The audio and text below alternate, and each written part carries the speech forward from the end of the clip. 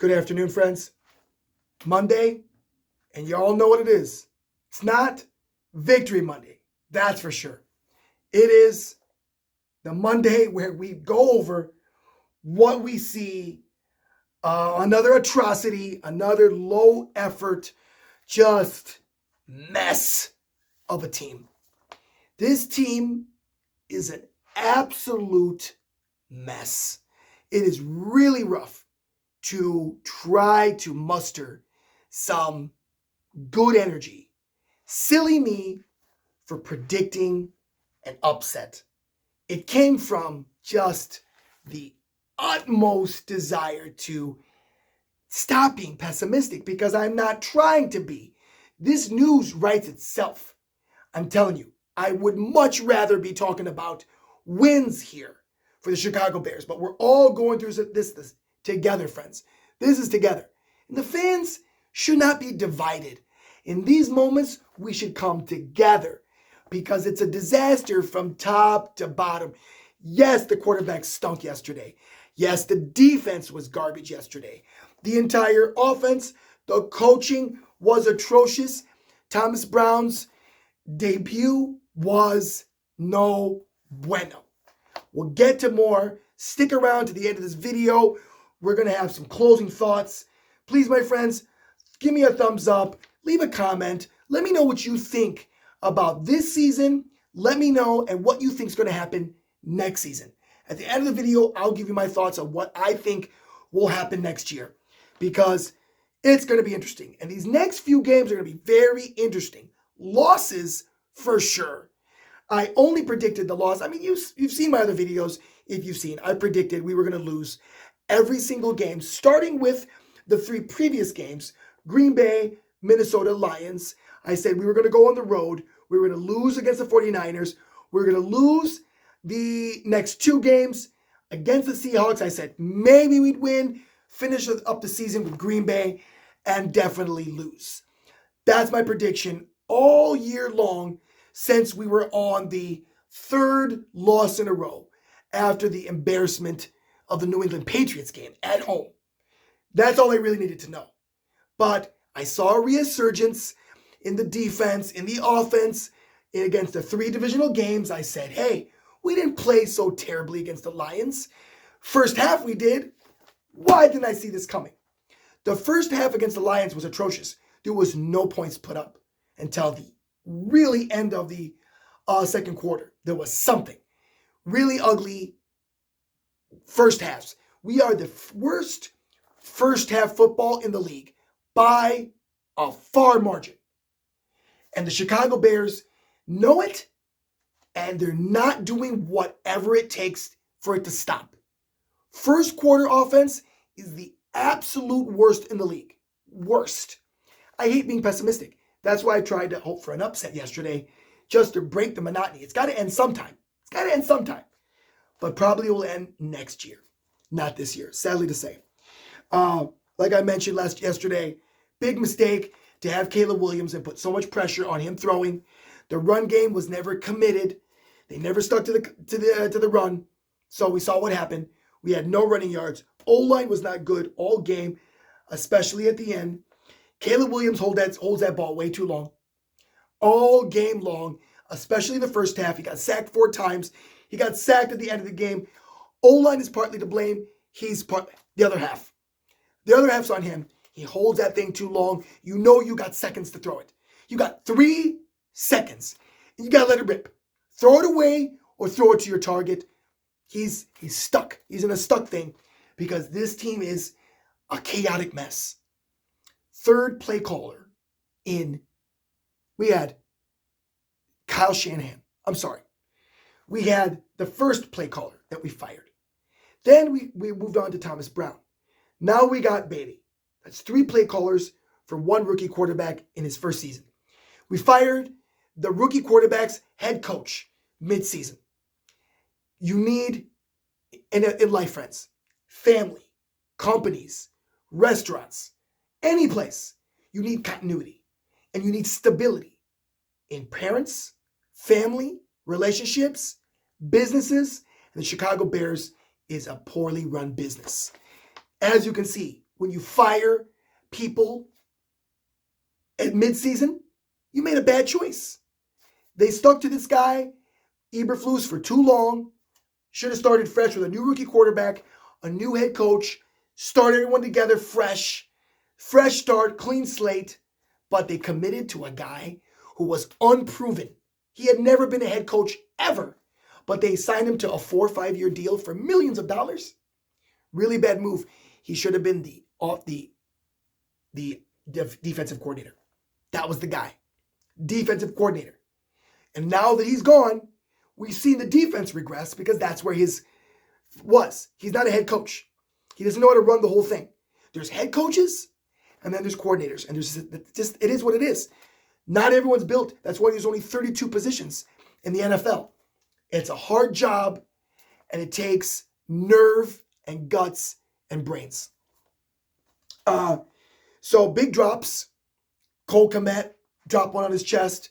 DJ Moore dropped balls. Keenan Allen dropped balls. All of them were dropping balls. You're paid millions of dollars to catch the ball. Cole Kmet, I never want to see his podcast again. I'm sorry to be rude. But to see Cole Kmet talk about the Bears, so blasé about what they need. The same old thing every single week on Cole Kmet's podcast. Please, I implore you to look it up. Watch him just talk about, we need to do this, we need to do that, we know we need to be better, blah, blah, blah, the same old thing every single week. But he's the one who's dropping huge momentum-killing third down balls. He did it last week. He did it again this week. No penalties. He cleaned up the penalties. He stopped that. No penalties until the end of the game. 2 penalties at the end of the game. It really didn't matter by then. We were already getting destroyed. But no penalties. That's something. 49ers ended their 3-game losing streak. The assistant coaches system is, it is what it is. You're not going to win. What was I thinking? You're not going to have 3 assistant coaches go in and beat Kyle Shanahan on the road. First week after you just fired a guy. Should have known. And I knew better. My instinct was we were not going to win any games for the rest of the season. And I said that a couple times throughout the year. The year on my videos. No run game. Maybe 2 all day. New coach, no inspiration. Everyone is to blame for this loss. Everyone. Every single player played slow, no tempo, soft. Players win games. They win and lose together, friends. Thomas Brown got hit by a train wreck of his own making. His own team. They are their own worst enemy. They absolutely must spend money on an established head coach. They must. Someone who's done it before, even a guy who's been fired before, a head coach. We need the experience in this locker room. And that's what we're really lacking. NFL rookie record for most games without an interception. He still hasn't thrown an interception. Really ugly turnover, though. He threw that ball on the floor. It was ugly as hell. Go look it up. It was a fumble, and it was terrible. Very embarrassing. But primarily due to his fear of interceptions. That's why he's been throwing them. He's costing the offense points because he's afraid to throw the ball. He's scared to throw interceptions, but he's not throwing the ball in time. You got to anticipate. And he's not anticipating. And also, his players aren't getting open. So it's players are not getting open for this man to throw the ball. And he's not trusting his playmakers. So it's a total sync problem from top to bottom. We could be the Jets or the Browns. We could be. They're worse. The Jets are just a disaster. Really bad. Tuned on the TV. First time I turned on that TV, we were down 7-0 from the jump. First half, no points.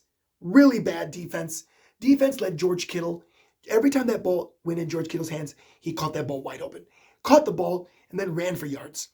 Every single time throughout the entire game. They failed. Washington failed the new DC to get that team ready for George Kittle. There was no game plan. He was open every single time they played a zone defense, and George Kittle just picked him apart. The sacks, I mentioned this. 49ers running back, third string running back, had 89 yards. Third string running back. That's insane. Bears never committed to the run. Rome Odunze was only targeted 5 times. You don't want to get your star rookie warm? You don't want to get him hot? They don't target him a lot. They target Keenan Allen too much. They target DJ Moore. He drops balls. Keenan Allen drops. Cole Kmet drops. Rome Odunze is the only one that really is, the guy to get hot. He's your guy. 5 targets. Really bad. The D hasn't given up that many points since last Green Bay game. Green Bay at Kansas City.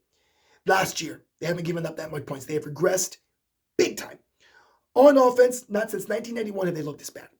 1991 to have a 300-yard deficit going into the first half. Really, really bad. Most of games was 0 penalties. Thomas Brown will not be the future head coach. It won't happen. No need for more info. I've seen enough. You don't have a debut that bad, and then I'm the president, I'm the owner, I'm saying, yeah, that's my guy. That's my future head coach right there. No, he needs time. To his defense, he's never been a full-time offensive coordinator in a winning culture.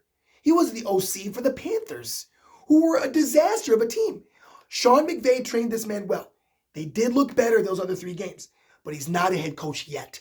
He needs more time in the league. He's very young. He hasn't done this long enough. And for me to think, or anyone to think, that after you fire your head coach, you go into San Francisco, that you were just going to win, no coach can do that. It's really tough to have a guy that's never been a head coach before. Poor guy just got promoted twice in 4 weeks. He's offensive coordinator at best right now. And that's where he should stay. We need to get ourselves an experienced head coach. Ryan Poles and the ownership, of course. But Ryan Poles did not set this team up for success. This team ain't it. The team that he promised us that we were going to take back the NFC and never give it back, the NFC North, yeah, right. Kevin Warren should be ashamed. All of them. For the team that they constructed. It's not every single player. You got some studs on this team. But the coaching system and the players overall together, there's no cohesiveness. So, friends, that's all I got. This game was exhausting, but I hope I didn't bore you too much. I hope I didn't bore you at all, really. I just felt like I needed to go over some of the notes. I did not want to go over quarter for quarter. I did a video for that. I deleted it. I could not go deep. It was just depressing to see the game yourself. Look at the stats. This game was the worst game since 1991. I mean, it is what it is. Now, do I think next year they have a chance to go to the Super Bowl? Absolutely not. This will take 2 to 3 years for me to be confident that we are going to go somewhere.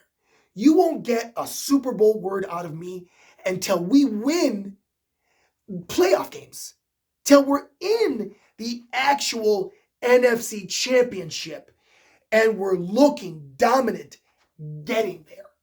Because I'll tell you, we can win a playoff game next year, and I'll still will not have the confidence and predict a Super Bowl win. Because I've seen this before. I've seen the almost. We haven't won a Super Bowl in 39 years, friends. So this is the reality of Chicago Bears. They're content with being mediocre. That's really what the Bears are. Mediocre, well, no. Right now, mediocre would be fantastic. This is atrocity where we're at. This is worse than Mark Trestman era. This is worse than Nagy by far. We thought that we were getting from Nagy and going up. We went from Nagy to a decade ago, over a decade ago of bad. So, no, we're not going to the Super Bowl next year. At best, we could be a playoff contender if they get O-line, if they beef up the holes, because there's players that need to go and there's players that need to stay. There's a head coach problem in the city of Chicago since Lovie Smith. Before that, it was Ditka. That's it. Those are the only coaches that have been good in the last 40 years. I mean, come on, Nagy, if you want to count that, that wasn't a bad year. That was a fun year, I'm not going to lie. 12 wins was quite exciting, but that's history. So, friends, hope you guys had a good Monday. Please leave a comment. Let me know what you think about next year, this year. What's your analysis of what's going on with all this drama? Please like and subscribe to the video. It really helps. Hit that bell for notifications. Thank you so much, guys. You have a wonderful weekend, and we'll catch you in the week for more Bears news. Bye-bye.